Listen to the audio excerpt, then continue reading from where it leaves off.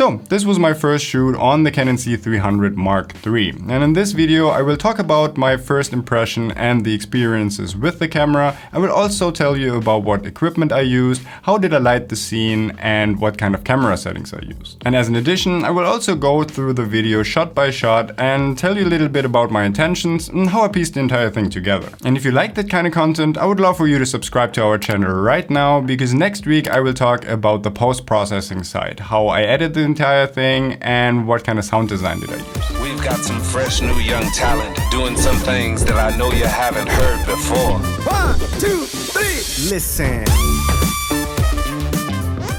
So, as you've already guessed, I shot the entire thing on the new Canon C300 Mark III. And I only used one lens, and that was the 16-35 2.8 version 3 by Canon. I also didn't use any kind of stabilization and shot the entire thing handheld. I also didn't use the autofocus for this particular shoot and shot everything in manual focus.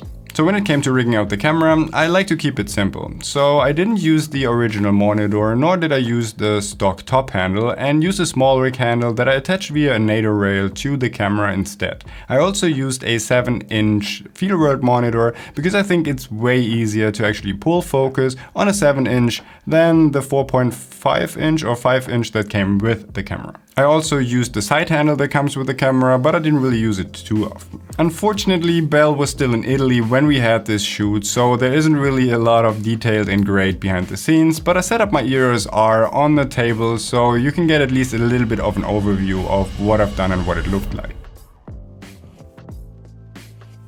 As for the camera settings, I shot everything in 4K 100. And why did I shoot it in 100 frames and not 120 frames? Well, we're in Europe and this is just a way to go if you want to avoid flickering in your image. And everything was shot in Canon RAW light. So before I get into all the settings and the camera equipment that I used, let's talk about what the shoot was actually for. The shoot was a promo video for a bar magician and his company Bar & Arts. So among other things, they provide this really cool flair for business events, and have a bar magician actually mix your cocktails is a pretty unique feature to have on your business event. So he wanted to have a promotion video to actually advertise for his business. So let's talk about the lighting. My first intention was to use the Razorlight MC200 to use as a key light to illuminate our bartender. And then use all the practicals and existing lights that were already in the bar to set the mood for our shoot. And I've only seen pictures on their website and it looked pretty cool, but when I actually got to the bar, unfortunately it was way darker than I anticipated, and the problem was that a lot of the LEDs were flickering by default, and even changing the shutter angle didn't do anything for it. So we had to turn off a lot of the practicals in the back, which made the whole situation even darker. So when trying to illuminate him at 5600 Kelvin in a daylight setting, it really didn't look good and it looked pretty cheap, because it was just way too strong and kind of felt out of place. So I did a last minute change and actually changed the light to a blue tone to have a color contrast to the already existing orange lights in the bar. So it was pretty cool that I used the Razorlight MC200 because it's an RGB light and I could just quickly change to whatever hue I was actually looking for, and I settled for a light blue tone. So now we were in a low light scenario and I had to bump up the ISO anywhere between 4000 and 6400. I also had to shoot wide open at a 2.8 aperture, and usually I like to shoot a little bit stop down to make it easier to get everything in focus, but I just needed to get as much light in as possible to not get the noise level too high. And I also did mess up a little bit because I started monitoring in C-Log 2 and I was used to the C200, which was only able to monitor in C-Log 3. I already knew that the C300 was capable of actually monitoring in different kind of gamma spaces, but when arriving at set, I totally forgot and I just kept monitoring in C-Log 2, which is something I wouldn't have chosen if I actually had made up my mind, because C-Log 3 is just so much better in low light situations due to much cleaner shadows. But in order to achieve these cleaner shadows, it needs a little bit more light when exposing for it. And that I obviously didn't do because I exposed for C-Log 2, so I kinda underexposed most of the shots and had to fix this in post. But I will talk about more on that in the part 2 of this video when I talk about the post-production. So now that I talked in depth about all the equipment and all the camera settings, let's talk about the actual video.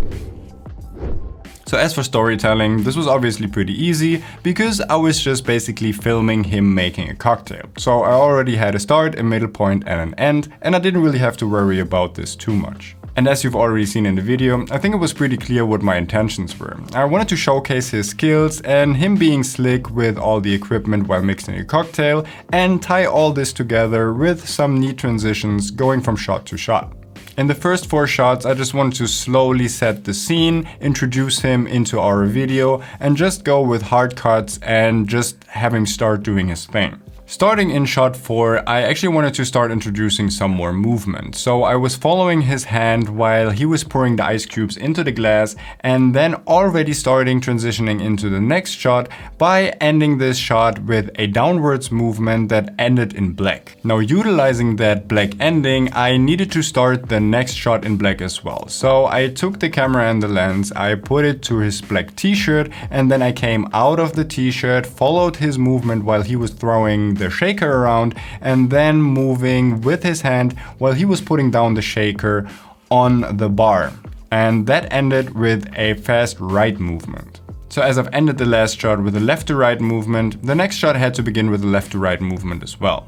And at the end of the shot, I did the same thing that I did earlier and panned down the camera and ended on a black screen. And since our space was really limited, I didn't really have another choice than to actually do the same thing again and come out of his t-shirt and follow his movement around, ending with a pan to the right.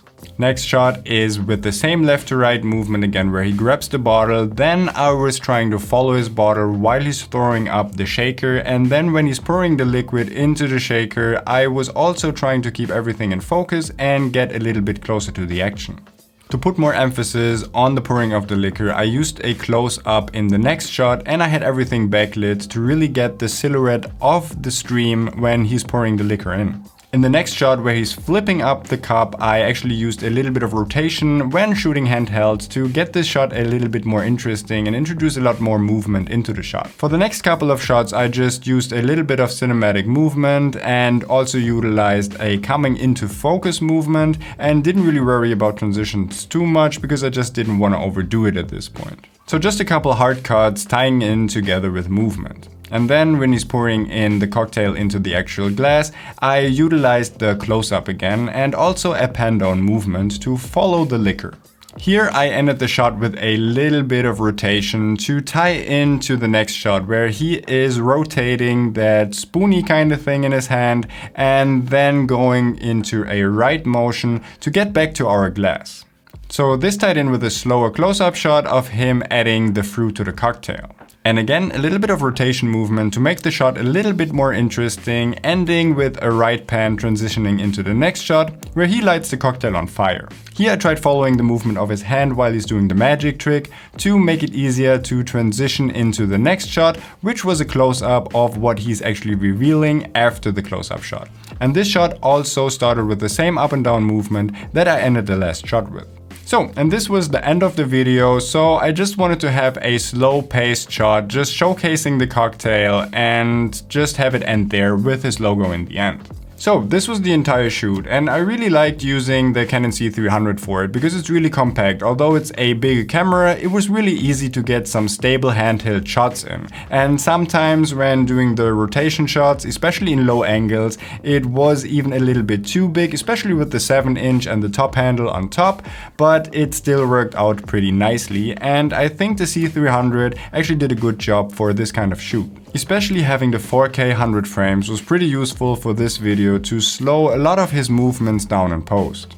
So, as always, I would love for you to hit the thumbs up button because this helps the channel grow. Also, click the notification bell to be informed about part 2 that is coming up next week, and hit the subscribe button for more content like this and the review of the C300 Mark III that is coming in the future. I'm out.